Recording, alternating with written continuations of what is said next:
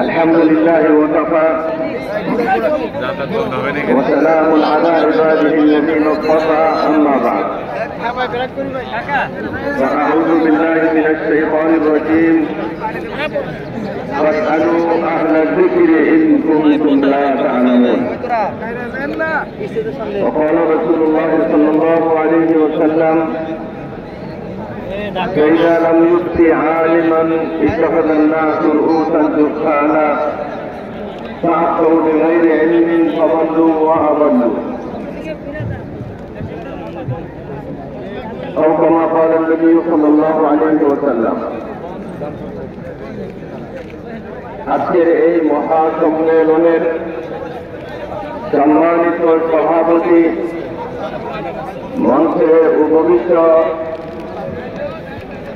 সম্মানিত হাজরাতে উলামায়ে কেরাম এবং এই সম্মেলনে অংশগ্রহণকারী হাজরাতে উলামা, তলাবা এবং সর্বস্তরের দিন